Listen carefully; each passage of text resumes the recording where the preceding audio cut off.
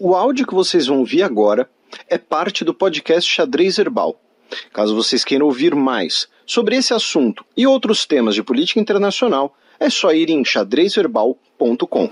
Bem, passemos agora para o match no qual eu e o Felipe faremos um girão eleitoral. Aliados de Modi buscam verbas e cargos em novo governo. Então, meu caro Matias, essa foi a manchete da Reuters ao comentar, ao noticiar, melhor dizendo, né, o resultado das eleições indianas, já que tivemos uma notícia chocante quase, que o BJP do Narendra Modi, contrariando as expectativas, manteve a porcentagem de votos do pleito de 2019, uma porcentagem muito parecida. Então, assim, em 2019, o BJP teve 37,3% dos votos.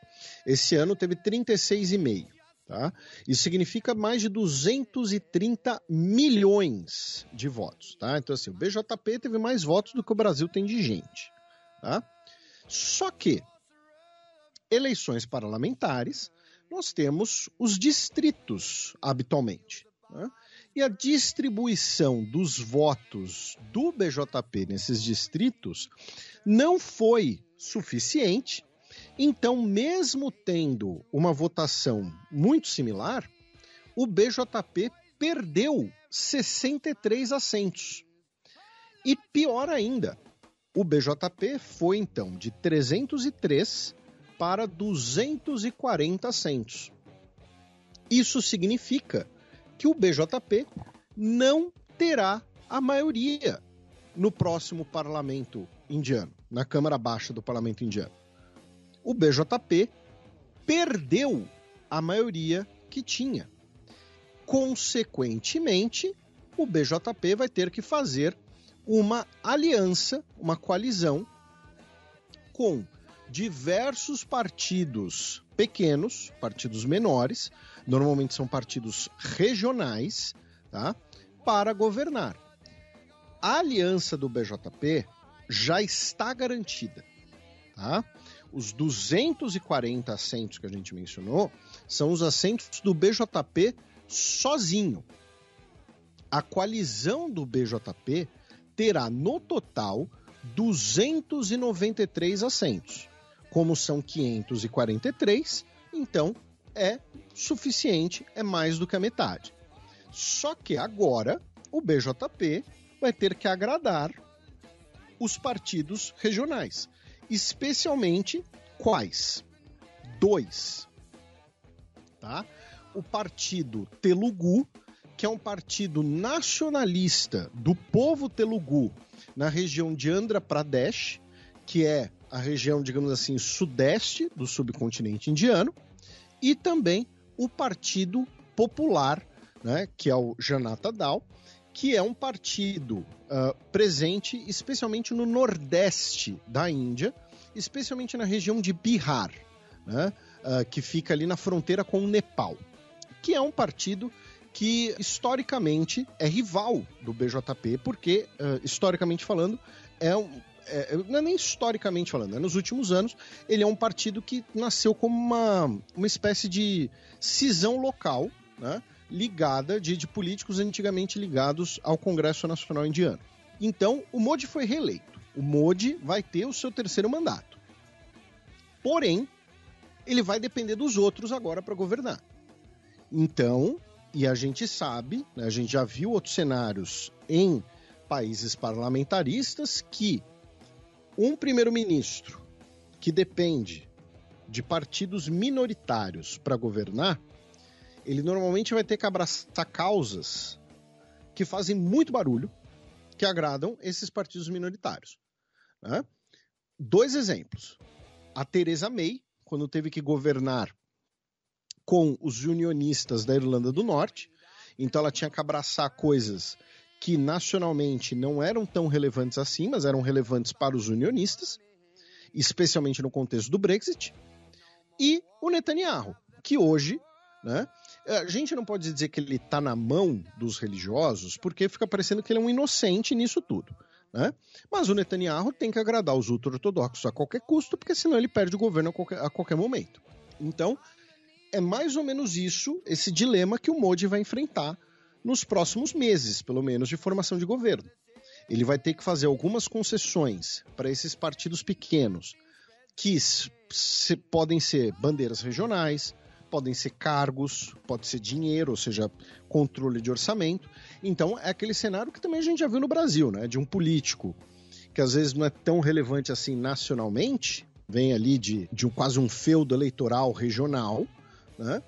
Porém, tem um controle enorme sobre uma fatia do orçamento, ou uma pasta muito importante no ministério, porque sem ele as coisas não andam, né? Então, é isso que vai acabar acontecendo com o Modi. Falando dos resultados, tá? A aliança conservadora religiosa liderada pelo BJP ficou com 293 assentos. A aliança índia ficou com 234 assentos, 7 assentos para independentes e outros assentos ali divididos, pulverizados em pequenos partidos. Tá? No total, 543 assentos. A gente ainda não tem alguns números finais, tá?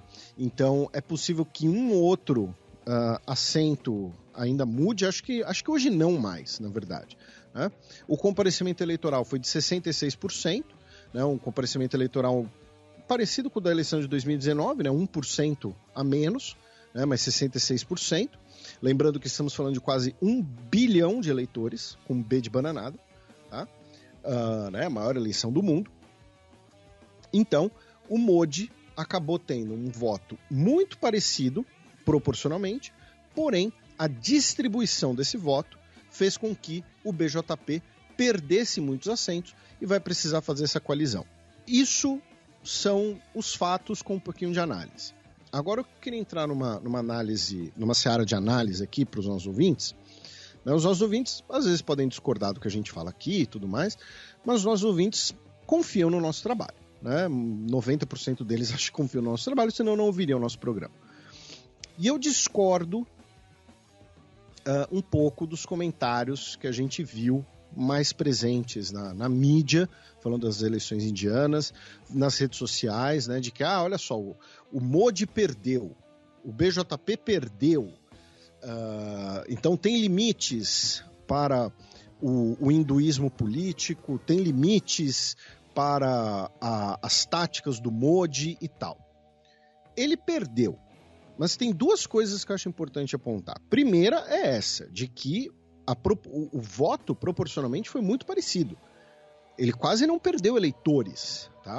A grande questão é que o voto que ele obteve acabou sendo concentrado em algumas regiões. Tá? Se a gente pensar em números brutos, inclusive, ele ganhou eleitores. E o meu grande problema com esse argumento, né, de que o Modi perdeu, é importante deter, né, o pensamento de uma direita nacionalista religiosa e tal, é que assim, para esse resultado ocorrer, teve que ser feita uma mobilização literalmente inédita na história da Índia, tá? Juntando basicamente todos os partidos, tá, da oposição, incluindo o Congresso Nacional Indiano, que é o partido mais tradicional da história da Índia, né, para conseguir chegar perto de alguma coisa. Tá? Quando a gente fala aqui que é uma coalizão enorme, gente, a gente está falando de mais de 30 partidos. Tá? E assim, a gente está falando de partidos desde partidos comunistas regionais até o Congresso Nacional Indiano, que, como a gente mencionou, é um partido de esquerda, que depois virou de centro-esquerda histórico indiano, até alguns partidos regionais que, se não são de direita, são aqueles partidos meio PMDB, entendeu? Que vão na onda de quem estiver governando. Então, assim, o esforço que teve que ser feito, o tamanho da coalizão que teve que ser montada, para mesmo assim não conseguirem ficar em primeiro, o Modi ter em números absolutos, em números brutos, mais votos ainda, e ele vai ter que governar, na verdade, fazendo concessões não para uma oposição nacional, mas para oposições regionais, com pequenas pautas regionais, que nacionalmente não vão fazer, talvez não façam tanto sentido assim, não é uma derrota, não é uma vitória da democracia, algo assim. Tá? Não se colocou um grande obstáculo na frente do Modi. Vou repetir, fizeram um esforço inédito na história do país, uma coalizão de dezenas de partidos liderados pelo Congresso Nacional Indiano e nem assim levaram. Tem que ser olhado por esse prisma também. Tá? A força do Modi, ela é gigantesca. Isso é uma verdade, isso não é uma comemoração. Tá? Isso é uma verdade. Mesmo com tudo isso, o partido dele levou uma proporção de votos muito parecida. E se o voto dele fosse melhor distribuído, ele talvez continuasse com a maioria. Né? Ele não tem uma maioria absoluta sozinho, o partido dele sozinho. Mas com 3, 4 partidos regionais, vai conseguir governar. Ponto final. Então, esse papo de que derrotamos o Modi, conseguimos colocar um ponto final. Não, isso é uma visão otimista demais, é poliana demais. Né? Vai frear, né, o Modi. Não vai. Inclusive, acho que não vai, porque agora ele pode até não ter exatamente o mesmo argumento de legitimidade popular que ele evocava antes, mas o poder, a caneta ainda vai estar com ele. E ele não vai prestar satisfações, ele não vai prestar contas para um partido que vai trazer o governo dele para o centro. Ele vai prestar satisfações para partidos regionais, que vão falar, olha só, Modi, é o seguinte, deixa a gente fazer nosso negócio aqui no nosso estado, ou em relação à nossa etnia, e nacionalmente você faz o que você quiser, tá? É isso que vai acontecer. Então eu tô vendo muita gente otimista de forma prematura, ao meu ver, em relação ao Modi. E sobre as pesquisas e projeções de boca de urna que colocavam ali uma vitória esmagadora do Modi e tal, o Rahul Gandhi, que é o líder do Congresso Nacional Indiano, né, o líder da oposição, ele disse que vai exigir uma comissão parlamentar de inquérito para pesquisar as projeções de boca de urna e as ligações com o mercado financeiro. Por quê? Porque as bocas de urna fizeram o mercado de ações na Índia disparar. A ideia do o cara da direita, o cara da economia mais liberal ou menos protecionista, sei lá, vai ganhar. Então, alguns índices financeiros na Índia dispararam. E no final das contas, não se provaram. Né? Então ele disse que vai solicitar uma comissão parlamentar de inquérito. E também em relação à Índia, meu caro Matias, um registro complicado, né? Um registro triste, mas também alarmante. Nós tivemos 33 pessoas morrendo no último fim de semana da eleição devido ao calor, tá? Então pessoas morreram trabalhando nas eleições, pessoas morreram em filas, tá? E centenas tiveram que ser hospitalizadas com casos de insolação, enfim, coisas do tipo. Segundo a Reuters, tá? No último mês 25 mil pessoas na Índia tiveram que ser hospitalizadas devido a sintomas causados pelo calor. Tá? Em alguns locais estava fazendo 45 graus. Então, né, novamente, uma notícia alarmante. A gente estava aqui comentando em off, né, que o nome desse programa vai ser, né, Girão Eleitoral, alguma coisa assim, porque vai ser eleição em todos os blocos, e esse bloco vai ser justamente um giro de eleições, né? Eleições e notícias eleitorais pelo mundo. Então a gente vai a partir da Índia, a gente vai em direção ao leste, tá? Lembrando que a Terra é um globo. Então vamos para os Estados Unidos, com 3 notícias. Na verdade é 2 notícias e uma lição de casa. Primeira notícia... Eu tenho uma também. É que o governo... então tem mais uma. O governo Joe Biden anunciou, né, via decreto, via caneta, né, a limitação de entrada de imigrantes pela fronteira terrestre com o México a partir da terça-feira. Né? Então, caso você tenha uma média diária acima de 2.500 pessoas em um intervalo de 7 dias, a fronteira pode ser fechada. Só em abril, por exemplo, a média, segundo a Fernanda Perrin, foi de 4.300 pessoas por dia. Ou seja, colocar ali uma meta, né, um dado, né, facilmente atingível. Então, vamos lembrar novamente, né, o papo de imigração, o papo de colocar latinos, né, em alguns cargos e tal, era só papo, era só representatividade para discurso eleitoral. No fundo, em questões migratórias, hoje, republicanos e democratas são muito parecidos. Já no lado republicano, o senhor Donald Trump, né, candidato da presidência pelo partido, entrou no TikTok. Né? Temos agora o perfil @RealDonaldTrump no TikTok, cujo primeiro vídeo foi dele no UFC em Nova Jersey.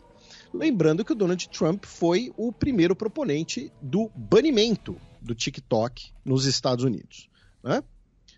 E a lição de casa que eu tenho para divulgar para o pessoal é uma leitura no jornal israelense Haaretz, né, de um texto chamado Trump is desperate for Miriam Eldeson's cash. Her condition, West Bank annexation. Tá? É um texto assinado pelo Netanel Islamovics, que fala basicamente que o Trump quer uma doação substancial da Miriam Adelson, que é a dona do Dallas Mavericks, né? Ela comprou o time do Mark Cuban, porque ela está fazendo lobby no estado do Texas para ter cassino, porque ela é dona de resorts e cassinos e tudo mais. Ela é uma grande doadora do Partido Republicano e também de organizações israelenses, ela é judia, e segundo esse artigo, assinado, repito, pelo Netanel Islamovics, quem está falando isso não sou eu, não é o Matias, o Donald Trump chegou, Mira, preciso aí de milhões para minha campanha.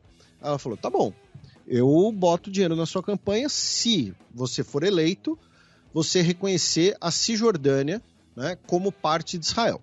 Né? Ou seja, sem reconhecer a Autoridade Nacional Palestina no território da Cisjordânia. Né? O que eles eventualmente combinarem, ainda não sabemos.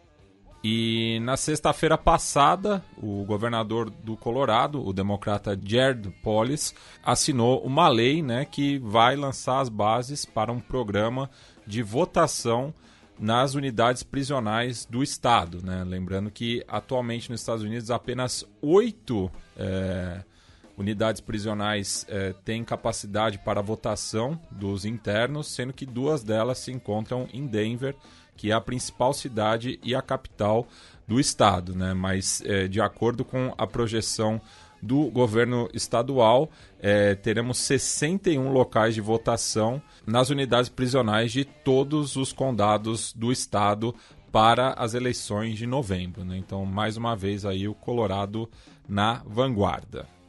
Aí passamos para a Islândia, rapidamente, já que no último dia 1º de junho, com 80% do eleitorado comparecendo, 34% das pessoas votaram na Halla Tomasdottir para ser a presidente da Islândia. Tá? Lembrando que assim, a presidência da Islândia não exatamente apita, né, muita coisa, né? A Islândia é um país parlamentarista, né? Porém, é uma eleição, e a gente mencionou, né, só um turno, inclusive, porque a eleição é só em um turno, exatamente, e ela se tornará então a segunda mulher presidente da pequena ilha. Lembrando que a Islândia se tornou independente apenas na década ali de 1940. Né? A Islândia, durante muito tempo, era como se fosse ali um território autônomo, né, da Dinamarca. Da Islândia, continuamos, né, rumo a oeste, vamos para o Reino Unido, né, com a notícia de que o Nigel Farage, de 60 anos de idade, ele que durante muito tempo foi um dos rostos do Brexit, né, um dos rostos mais caricatos e um proto-fascista, anunciou nessa segunda-feira, dia 3, que ele vai concorrer, né, ele e o seu partido, Reform UK, né, vão concorrer nas próximas eleições britânicas. E isso é uma eventual preocupação do Partido Conservador. A gente falou, quando a gente repercutiu aqui as eleições locais britânicas, que os conservadores perderam um assento na Assembleia de Londres e perderam para o Reform UK. Né? O eleitor mais à direita do Partido Conservador nas eleições locais migrou para o Reform e o eleitor mais de centro migrou para o Partido Liberal Democrata. Então, o Partido Conservador agora pode ser abandonado por todo mundo, né? Na verdade. E, muito importante, tá? O Lord Beanface, né? O Lord Cara de Lata, anunciou que vai concorrer no mesmo distrito do Nigel Farage, né? O Count Beanface, né? Porque tem o Lord Buckethead e tem o Count Beanface. O Count Beanface, normalmente, ele concorre no mesmo distrito do Premier, seja ele quem for. Mas ele anunciou que quer disputar contra o Nigel Farage. E uma mulher foi detida porque ela jogou um copo de refrigerante na cara dele no dia 4, né, na cara do Nigel Farage, na terça-feira, dia 4. Tá? Um evento em Clacton-on-Sea. Tá? Ela tem 25 anos de idade e, repito, foi detida. E ainda no Reino Unido, mais uma notícia que não tem ligação direta com as eleições, né? Mas hoje, né, o aniversário de 80 anos do dia D, né, tivemos uma grande cerimônia na Normandia, com presença do Joe Biden e presença do rei Carlos III do Reino Unido, que, para completar a patacoada, foi vestido, né, com a sua farda de marechal, incluindo ali, usando o cetro, né, de marechal de campo, né, assim, é ridículo, né, enfim, essa coisa, né, de os monarcas e tal, bababá. O Zelensky esteve presente, e principalmente alguns dos últimos veteranos do dia D ainda vivos também estiveram presentes. Do Reino Unido, meu caro Matias, nós vamos para a Bélgica, já que no próximo dia 9 de junho, esse é também um dos motivos desse blocão eleitoral, o próximo dia 9 de junho vai ser o Super Bowl das eleições na Europa, né? Porque nós teremos as eleições para o Parlamento Europeu. Então, muitos países vão aproveitar para realizarem também suas eleições, e aí você economiza uma grana, né? Você já vai ter que organizar a eleição mesmo. Um deles é a Bélgica. Né? Lembrando que a Bélgica está basicamente desde 2019 com um governo interino, um governo completamente fragmentado, e as pesquisas indicam, né, que esse cenário vai ser mantido, né? Mas vamos ver como é que vão ser as eleições. Aí vamos para a Alemanha, meu caro Matias, já que teremos eleições locais em 7 estados alemães. Tá? Além das eleições europeias, em que a AfD, Alternativa para a Alemanha, promete ser uma das principais forças das eleições. E, inclusive, um candidato da AfD, o Heinrich Koch, ele foi esfaqueado na cidade de Mannheim, tá? Que fica no sudoeste alemão. Ele foi, né, como eu disse, esfaqueado. A da pessoa que o atacou não foi revelada, porém, não foi revelada pelas autoridades, porém, a imprensa alemã disse que era um grupo de 3 jovens de 20 a 25 anos que estavam tirando cartazes dos partidos, né, das ruas, e atacou ele com o que seria ali um canivete. E o homem que foi detido, ele não foi levado para uma prisão, ele foi levado para uma instituição psiquiátrica. Ou seja, ele muito provavelmente é branco. Né? Porque, enfim, né? Se não fosse, dificilmente seria levado para uma... Né? Enfim, sim, seria preso. Branco e de cidadania alemã, né? Pois é, exatamente. Em outras notícias alemãs, infelizmente, nessa semana tivemos várias cheias, né, na região do sul da Alemanha, especialmente na Baviera e em Baden-Württemberg. Deixaram pelo menos 5 pessoas mortas, tá? é a quarta cheia a atingir a Alemanha em 2024 e essa cheia possivelmente pode afetar a imagem do governador da Baviera, o Markus Söder, que é um potencial primeiro-ministro, já que ele, em vários momentos, ele teve uma postura de crítica aos ambientalistas, né, de ser cético em relação às mudanças climáticas, e aí ele governa a Baviera, que, repito, foi afetada por essas cheias. E o premier da Alemanha, Olaf Scholz, visitou as regiões afetadas também. E a gente fez, né, o comentário ali sobre o criminoso que atacou o político da FD ser branco. Nessa semana foi publicada uma pesquisa em que 21% das pessoas disseram que gostariam de ver mais jogadores de pele branca na seleção de futebol alemã e, mais ainda, uma proporção ainda maior de pessoas disse que se incomoda com o fato de que o capitão da seleção tem um nome turco, né? Porque o atual capitão da seleção alemã é o Gundogan, né? O volante. E o técnico da seleção alemã, o Julian Nagelsmann, né? Ex-Bayern de Munique, disse que ele ficou chocado com a realização de uma pesquisa abertamente racista, né? Enfim, de qualquer maneira, essa pesquisa está dando um debate na Alemanha, já que, repito, nós temos as eleições europeias e a pauta de imigração, a pauta nacionalista, a pauta etnonacionalista e racista tem sido muito forte na Alemanha nessas últimas semanas.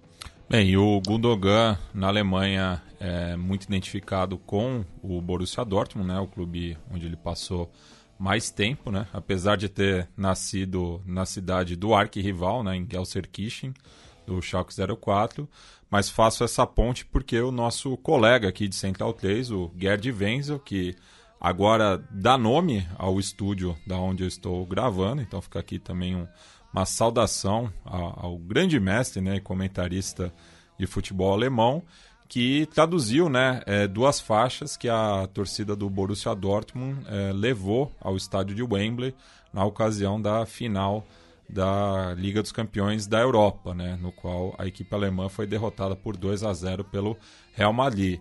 Uma delas dizia, né, Rheinmetall com futebol para criar imagem limpa, né, fazendo referência ao próximo patrocinador master do clube prussiano, que está ligado, né, à indústria armamentista alemã, e a outra nossa missão é proteger o BVB, que é a sigla do clube, do sport washing, né? Então está tendo esse debate muito forte, né, já que um dos principais clubes da Alemanha, né, com maior convocatória, tem sido utilizado, né, justamente para limpar a imagem da indústria armamentista do país. A Rheinmetall é inclusive a empresa que faz os carros de combate Leopard, né, que a gente já mencionou aqui em tempos recentes por conta da guerra na Ucrânia, né, para dar um exemplo apenas, né. Ela é uma das empresas parte do consórcio que produz eles. Aí, meu caro Matias, da Alemanha nós vamos para a Suíça, né, subimos o ladeirão, já que nesse dia 9 teremos referendo no país, para variar, com 4 perguntas. A gente vai comentar os resultados semana que vem, porém, uma dessas perguntas é bastante preocupante, porque é uma coisa que está começando a se tornar moda, inclusive querem votar no Congresso brasileiro, né? Do que eu estou falando?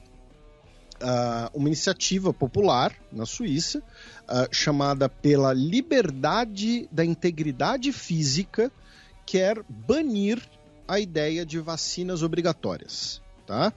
Não apenas a vacinação contra a Covid-19, mas qualquer obrigação de vacina, tá? Apenas um partido, que é o partido da extrema-direita suíça, apoia o texto, tá? Porém, ele vai ser votado de qualquer jeito. Espero que a população suíça rechace, né, vigorosamente essa possibilidade esdrúxula. E aquela coisa, se você é contra uma medida de saúde pública, você pode pegar o seu dinheiro, comprar uma ilha e viver lá sozinho, tá?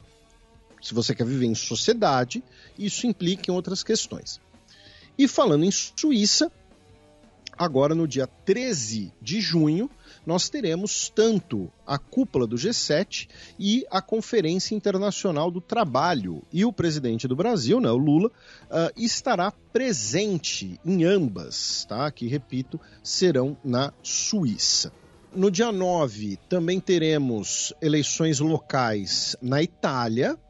Também teremos eleições para a Prefeitura de Budapeste.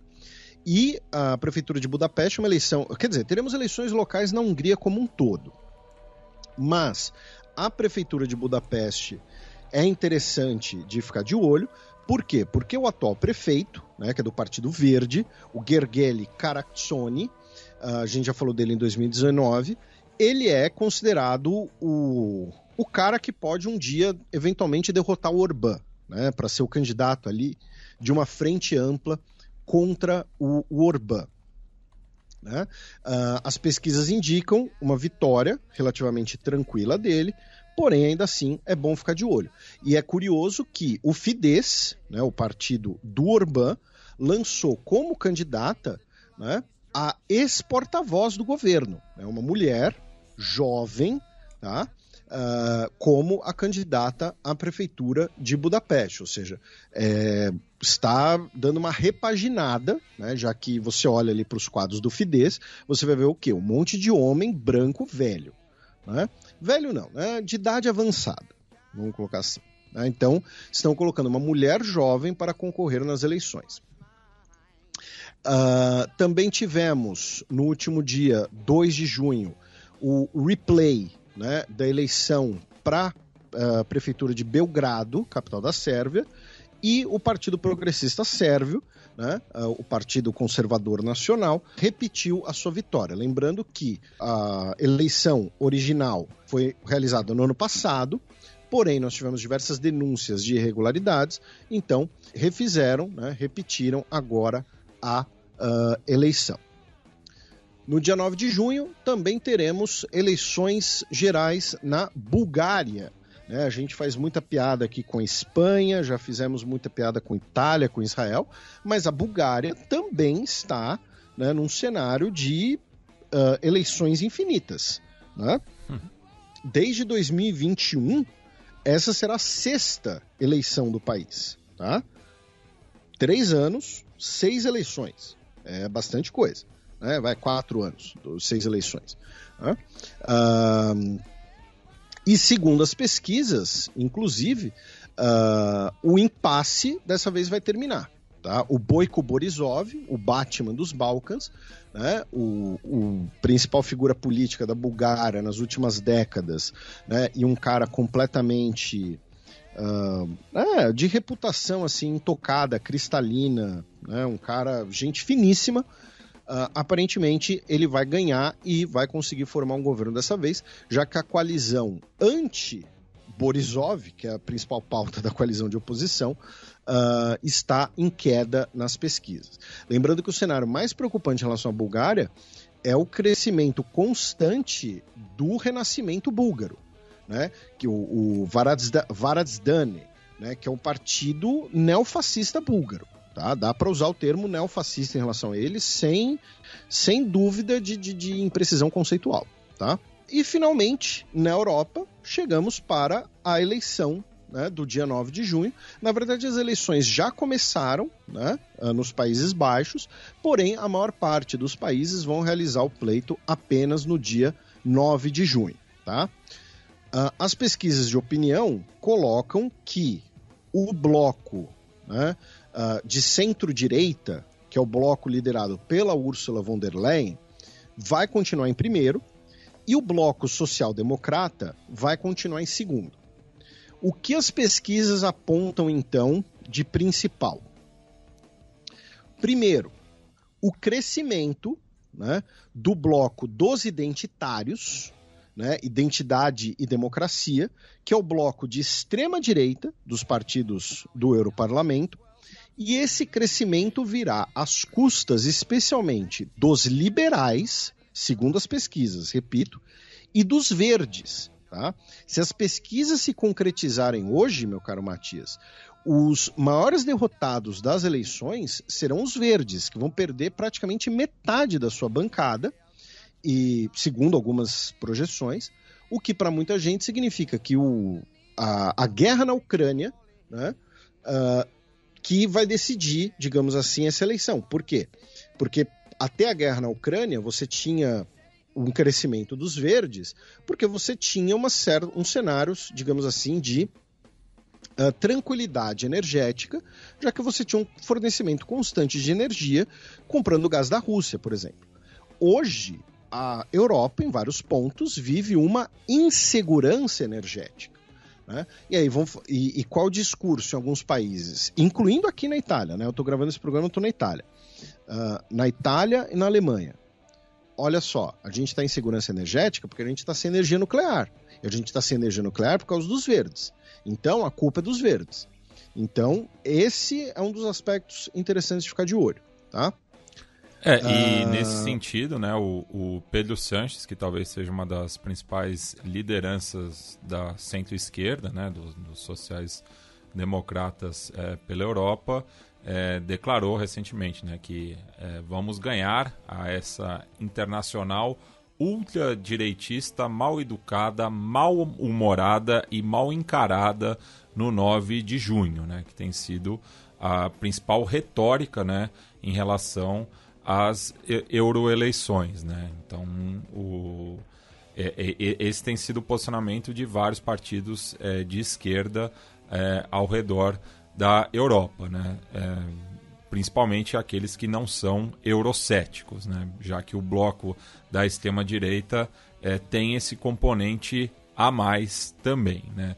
E ainda na Espanha, né, tratando um pouco, né, dessa disputa ideológica, recentemente, né, foi nomeado como conselheiro de cultura no país Valência, né, que enfim é a comunidade autônoma valenciana, um toureiro chamado Vice Barrera, que também é o presidente da Generalitat Valenciana e é filiado ao Vox, e agora está gerando uma polêmica muito grande no país por conta de um projeto de touradas para crianças. Né? Então, se semana passada a gente repercutiu, né, que a Colômbia acabou, né, com as touradas, na Espanha estão incentivando, né, que as crianças pratiquem a tourada para que mantenha, né, esse legado arcaico, né? Tourada é o que a gente já falou aqui várias vezes, né? É obrigação moral torcer pro touro. Sempre. Né? E para a gente encerrar esse girão eleitoral, nessa semana tivemos o anúncio dos registros, né, para os pré-candidatos à presidência do Irã. Tá? Foram 78 pessoas pré-registradas. Nessas 78 pessoas, 4 são mulheres. E um deles é do ex-presidente Mahmoud Ahmadinejad, né, inclusive, que se tornou infame, né, por falar abertamente que ele não, ele era negacionista do Holocausto, né, dentre outras coisas. A candidatura dele, inclusive, muito provavelmente será barrada, né? As candidaturas das mulheres possivelmente também serão barradas. Né? Lembrando que o Conselho dos Guardiões, né, tem que aprovar todas as candidaturas. Na última eleição, por exemplo, nós tivemos 7 candidatos. Né? Então, assim, o fato de ter quase 80 pré-registrados não significa que serão 80 candidatos. Tá? Então, nós teremos ali, possivelmente, né, os nomes mais habituais e, segundo a imprensa especializada, nós temos 3 nomes que hoje são bastante fortes. Né? O Said Jalili, que foi um dos negociadores do programa nuclear, o Alireza Zakani, que é o atual prefeito de Teherã, e o Ishaq Jahangiri, que foi presidente do parlamento. O que os três têm em comum, os três são da linha dura. Né? Então, vamos ver quais serão as candidaturas autorizadas. E também em relação ao Irã nessa semana, meu caro Matias, a IEA, a Agência Internacional de Energia Atômica, com 20 votos a favor, 2 contra da Rússia e da China e 12 abstenções, aprovou uma censura do Irã por não cooperar com os inspetores da agência no último ano. Tá? A nota especifica o último ano. Lembrando que teve uma moção de censura 19 meses atrás contra o Irã, né? Dizendo que o Irã teria enriquecido urânio a 60%, né? Violando então as diretrizes. E vamos lembrar aqui, né? A argumentação iraniana sempre vai ser: olha só, gente, eu estava cumprindo o acordo nuclear. Os Estados Unidos, Donald Trump, saíram e impuseram sanções de novo. Então, eu não sou obrigado a cumprir nada. Tá? Então, essa vai ser a argumentação deles. Não estamos dizendo que é uma argumentação correta ou não, estou dizendo que essa vai ser a argumentação deles em relação a essa censura. Tá? Que o Irã, vamos lembrar, durante muito tempo, a IEA atestava, né, que o Irã estava cumprindo as metas. E tem uma outra questão, que é o Rafael Grossi, que é o diretor-geral da IEA, ele ia visitar o Irã novamente, recentemente, porém a morte do Raisi no acidente de helicóptero teria impedido essa visita. Tá? Isso é uma informação que está no jornal Guardian. Tá? Então, e o que acontece? Uma moção de censura é um mecanismo de falar: olha só, Irã, estamos de olho, tá? Você tomou uma advertência, senta aqui e vamos conversar. Não impõe uma recomendação de sanção no Conselho de Segurança da ONU, algo do tipo. Tá? É um alerta para a retomada do diálogo, digamos assim.